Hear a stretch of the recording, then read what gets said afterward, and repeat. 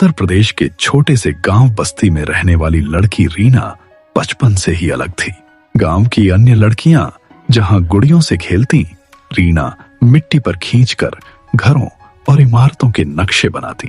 उसका सपना था कि वह बड़ी होकर आर्किटेक्ट बने और शहरों में नहीं बल्कि गांवों में भी सुंदर और मजबूत घर बनाए।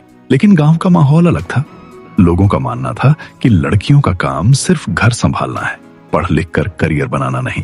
रीना के पिता रामलाल एक साधारण किसान थे। खेतों से जो कुछ कमाई होती उसी से घर चलता। माँ गृहिणी थी जो गांव के लोगों की बातें सहते सहते थक चुकी थी। कई बार जब रीना अपने सपने की बात करती तो पड़ोसी ताने मारते, लड़की जाति पढ़ लिख कर क्या करेगी, शादी ही तो करनी है। लेकिन रीना के पिता ने हमेशा उसका साथ दिया। वह कहते, बेटी सपनों पर ताने नहीं चलते, मेहनत करो, मंजिल खुद मिलेगी। गांव में केवल 8वीं तक का स्कूल था। 9वीं कक्षा के लिए पास के कस्बे जाना पड़ता जो 6 किलोमीटर दूर था। रीना रोज सुबह सुबह उठकर पैदल चलकर स्कूल जाती। कई बार रास्ते में लोग उसका मजाक उड़ाते, लेकिन उसने कभी हार नहीं मानी। उसके पास न किताबें थीं न बैग, दोस्तों की पुरानी किताबें ही उसका सहारा थीं। नोट्स बनाने के लिए वह इस्तेमाल की हुई कॉपियों के खाली पन्ने इकट्ठा करती। रात को जब बाकी लोग सो जाते वह लालटेन की रोशनी में पढ़ाई करती। कई बार माँ उसे देखती और कहती, बिटिया इतना क्यों पढ़ती हो, आंखें खराब हो जाएंगी। तो रीना मुस्कुराकर जवाब देती, माँ आंखें तो अब तक अंधेरे में ही हैं, रोशनी तो तभी आएगी जब सपना पूरा होगा। 10वीं पास करने के बाद गांव के कई लोग पिता पर दबाव डालने लगे कि बेटी की शादी कर दो, लेकिन पिता ने सबको साफ कहा, मेरी बेटी की शादी उसकी पढ़ाई पूरी होने के बाद ही होगी। यह सुनकर रीना का हौसला और बढ़ गया।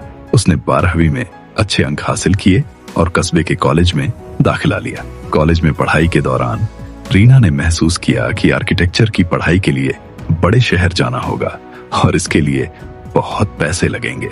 यह सुनकर उसका मन एक पल को टूटा, लेकिन फिर उसने ठान लिया कि वह खुद मेहनत करके पैसे जुटाएगी। उसने बच्चों को ट्यूशन पढ़ाना शुरू किया, घर घर जाकर सिलाई का काम किया और अपनी मेहनत से कॉलेज की फीस भरी। रीना ने पहली बार आर्किटेक्चर कॉलेज की प्रवेश परीक्षा दी, लेकिन सफल नहीं हो पाई। परिणाम देखकर उसके सपने चकनाचूर हो गए। माँ ने रोते हुए कहा, बेटी अब मान जा, ये सब हमारे बस का नहीं है। लेकिन पिता ने उसे संभाला। हार मानने वाले सपने देखने के काबिल ही नहीं होते। फिर से कोशिश कर। रीना ने 2 गुनी मेहनत की। अगले साल रीना ने परीक्षा दी और इस बार उसका चयन देश के प्रतिष्ठित आर्किटेक्चर कॉलेज में हो गया।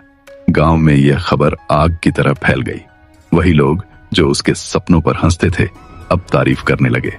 पिता की आंखों से खुशी के आंसू झरने लगे।